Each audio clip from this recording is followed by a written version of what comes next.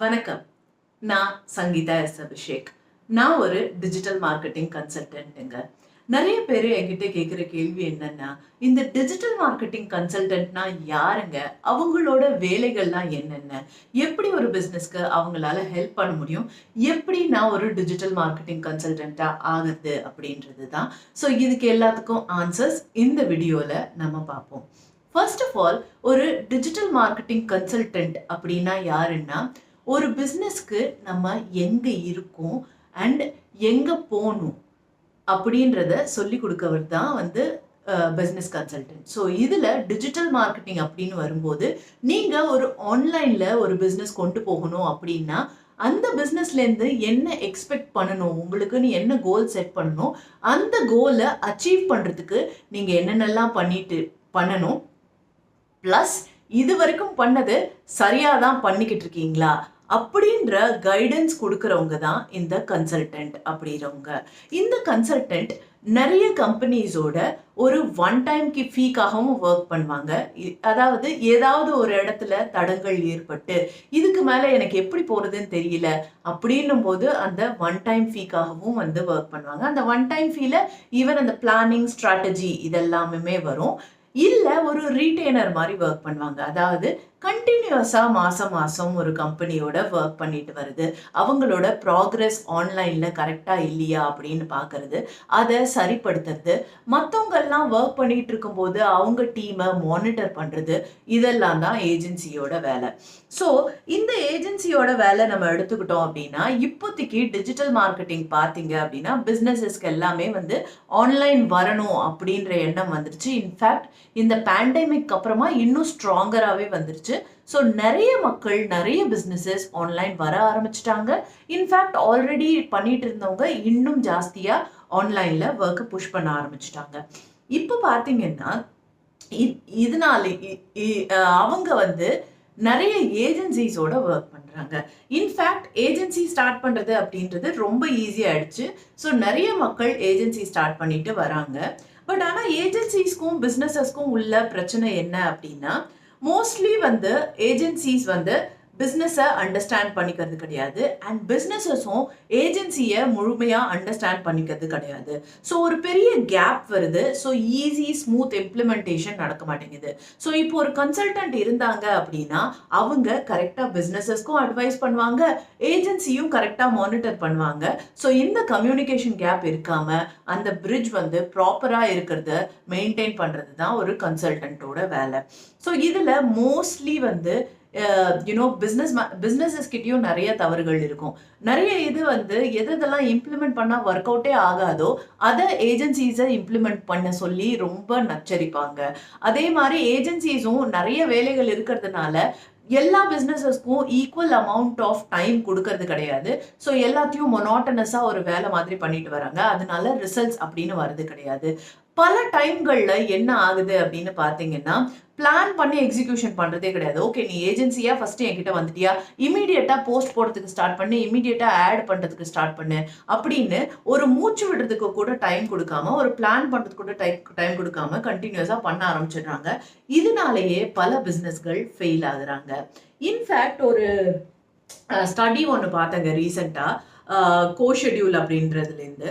அவங்க என்ன சொல்ல வராங்கன்னா, எந்தெந்த மார்க்கெட்டர்ஸ் ப்ரோஆக்டிவாக ப்ராஜெக்ட்ஸை பிளான் பண்ணி கேம்பெயின்ஸை பிளான் பண்ணி இம்ப்ளிமெண்ட் பண்ணுறாங்களோ அவங்க 356% வந்து மோர் சக்ஸஸ் பார்க்கக்கூடிய வாய்ப்புகள் இருக்கு அப்படின்னு சொல்றாங்க.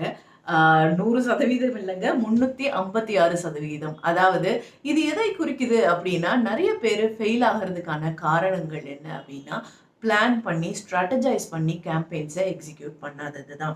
ஸோ இப்போ ஒரு கன்சல்டன்ட்கான வேலைகள் என்னென்ன அப்படின்னு பார்த்தீங்கன்னா, வேலை அப்படின்றது வந்து ஆடிட். அதாவது நீங்க எங்க இருக்கீங்க, எந்த மாதிரி பிசினஸஸ் நடந்துட்டு இருக்கு, உங்க பிசினஸ் எந்த நிலைமையில இருக்கு, பிளஸ் உங்களோட பிசினஸை தரோவா அண்டர்ஸ்டாண்ட் பண்ணிக்கிட்டு, உங்களோட ஆடியன்ஸை தரோவா அண்டர்ஸ்டாண்ட் பண்ணிக்கிட்டு, சரியான ரூட்ல தான் நீங்க போறீங்களா அப்படின்றத பார்த்துட்டு, உங்களோட கரண்ட் அனாலிட்டிக்ஸ் எல்லாத்தையும் பார்த்துட்டு, உங்களோட காம்படிஷன் யாருன்னு பார்த்துட்டு, ஜென்ரலா இண்டஸ்ட்ரி ஸ்டாண்டர்ட்ஸ் எல்லாம் எப்படி இருக்கு அப்படின்றது எல்லாத்தையும் பார்த்துட்டு தான் இந்த ஆடிட் அப்படின்றது. இந்த ஆடிட் பண்றதுக்கு ஒரு பிசினஸ் கன்சல்டன்ட் தேவை. அடுத்து ஒரு ஸ்ட்ராட்டஜி இம்ப்ளிமெண்ட் பண்ணும். இந்த ஸ்ட்ராட்டஜில ஒரு கன்சல்டன்ட் என்னென்னலாம் பண்ணுவாங்க அப்படின்னா, உங்க ஆடியன்ஸ் பத்தி தெரிஞ்சு போச்சு. உங்க ஆடியன்ஸ்க்குன்னு ஒரு பர்சனா கொடுப்பாங்க. உங்க ஆடியன்ஸ் இந்த மாதிரியான மக்கள் தான், இந்த மாதிரி அவங்களோட பிஹேவியர் இருக்கும், இந்தந்த விஷயங்கள்ல அவங்களுக்கு இன்ட்ரெஸ்ட் இருக்கும் அப்படின்ற மாதிரி கொடுக்கறது தான் இந்த ஆடியன்ஸ் பர்சனா. அடுத்து பாத்தீங்கன்னா, உங்க பிராண்டுக்குன்னு ஒரு பொசிஷனிங் வேண்டும்.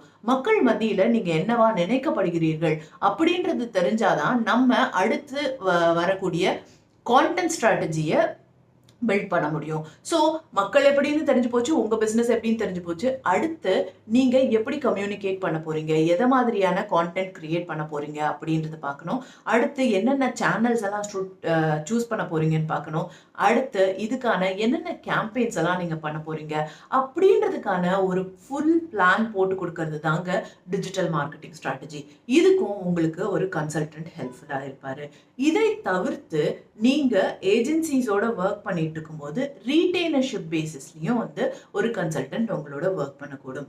ஸோ நான் வந்து நிறைய பிசினஸோட கன்சல்டன்டா இருக்கேன். ஸோ அவங்களுக்கு எப்படி இருக்கும் ரீட்டைனர்ஷிப் அப்படின்னா, அவங்களோட மந்த் ஆன் மந்த் பெர்ஃபார்மன்ஸை ரிவ்யூ பண்ணுறதுக்காகவும், புது டெசிஷன் ஆன்லைனில் எடுக்கணும் அப்படின்றதுக்காகவும், எவ்வளோ பட்ஜெட் ஸ்பெண்ட் பண்ணும் அப்படின்றதுக்காகவும் ஹெல்ப்ஃபுல்லாக இருக்கும். இது மோஸ்ட்லி ஓரளவுக்கு பெரிய பிஸ்னஸஸ் இந்த மாதிரியான கன்சல்டன்ட்ஸ் வச்சுருப்பாங்க. ஸோ நான் மோஸ்ட்லி டெக்ஸ்டைல்ஸ், ஜுவல்லரி, இது மாதிரி ஃபேஷன் ரிலேட்டடான பிஸ்னஸஸ் பல பேருக்கு கன்சல்டண்ட்டாக இருக்கேன். ஸோ அப்போது சின்ன பிஸ்னஸஸ் எல்லாம் ஒரு கன்சல்டண்ட்டை அஃபோர்ட் பண்ண முடியாதா அப்படின்னு கேட்டிங்கன்னா, அஃப்கோர்ஸ் நீங்கள் அஃபோர்ட் பண்ணலாங்க. ஸோ அப்படி அஃபோர்ட் பண்ணும்போது என்ன வரும் அப்படின்னா, you can take a session.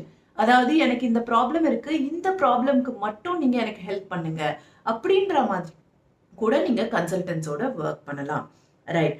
அடுத்து இந்த கன்சல்டன்ட் வந்து எப்படி ஒருத்தரை வந்து கன்சல்டன்ட் அப்படின்னு சொல்லலாம் அப்படின்னா, ஃபார் எக்ஸாம்பிள் ஒருத்தர் டிஜிட்டல் மார்க்கெட்டிங்கில் பல காலமாக ஒர்க் பண்ணியிருப்பாங்க. அதே மாதிரி ஒர்க் பண்ணி அவங்க நிறைய நாலேஜ் கெயின் பண்ணியிருப்பாங்க. ஸோ இதில் ஒரு specific portion of digital marketing மட்டும் இல்லாமல் அவங்களுக்கு எல்லா விஷயங்களுமே தெரிஞ்சிருக்கணும். எஸ்இஓன்னா என்னன்னு தெரிஞ்சிருக்கணும், கூகுள் ஆட்ஸ்னா என்னன்னு தெரிஞ்சிருக்கணும், ஃபேஸ்புக் பற்றி தெரிஞ்சிருக்கணும், மற்ற சோஷியல் மீடியா மார்க்கெட்டிங் பற்றியும் தெரிஞ்சிருக்கணும், கான்டென்ட் ரைட்டிங் பற்றியும் தெரிஞ்சிருக்கணும், அண்ட் அட்வர்டைசிங் பற்றியும் தெரிஞ்சிருக்கணும், அதை எப்படி மெஷர் பண்ணுறது அப்படின்றதும் தெரிஞ்சுக்கணும். இந்த பல வேலைகள் over a period of time work பண்ணி அந்த எக்ஸ்பீரியன்ஸ் கெயின் பண்றதுனால இவங்க ஒரு கன்சல்டண்டா ஆக முடியும். ஏன்னா அவங்களோட எக்ஸ்பீரியன்ஸ் மூலமாவே நிறைய விஷயங்களை அவங்களால ஜட்ஜ் பண்ண முடியும். கரெக்டா ஒரு பிசினஸ் இப்படி ஒர்க் பண்ணாதான் அவங்களுக்கு திங்ஸ் ஒர்க் அவுட் ஆகும் அப்படின்ற மாதிரி ஸ்ட்ராட்டஜைஸும் வந்து பண்ண முடியும். ஸோ இதுதான் ஒரு பிஸ்னஸ் கன்சல்டன்ட்டோட வேலை. In fact everybody can become a consultant. But அதுக்குன்னு எக்ஸ்பீரியன்ஸ் வேணும், நிறைய நாலேஜ் நீங்கள் கெயின் பண்ணிக்கிட்டே இருக்கணும், எவ்ரிடே ஏதாவது ஒன்று புதுசாக கற்றுக்கிட்டே இருக்கணும். இன்ஃபேக்ட் டிஜிட்டல் மார்க்கெட்டிங்கை பொறுத்த வரைக்கும் தினம் தினம் ஏதாவது ஒன்று புதுசாக நடந்துக்கிட்டே தான் இருக்குது. அதோட கீப்பப் பண்ணுறது அப்படின்றதே ஒரு பெரிய வேலை. இன்ஃபேக்ட் நான் ஒரு கன்சல்டண்ட்டாக இருக்கிறதுக்கு எனக்கு ஹெல்ப் பண்ணதே வந்து என்னோட இந்த மாதிரியான டீச்சிங் செஷன்ஸ் தான். நிறைய பேரை மீட் பண்ணி நிறைய பேருக்கு டீச் பண்ணி அப்பப்போ கன்சல்டிங் அசைன்மெண்ட்ஸ் வரும்போது ஒரு தடவையும் வந்து நான் புதுசாக நிறைய கற்றுக்கிட்டே இருக்கேன். ஸோ ஒரு கன்சல்டன்ட் அப்படின்னா இதுதான் அவங்களோட வேலை. நீங்கள் என்ன வந்து ஆஸ் அ டிஜிட்டல் மார்க்கெட்டிங் கன்சல்டண்ட்டாக அப்ரோச் பண்ணணும் அப்படின்னா turnexpert.com போங்க. அதில் கன்சல்டேஷனை புக் பண்ணுங்கள். அதுக்கப்புறமா நம்ம பேசலாம். Thank you so much.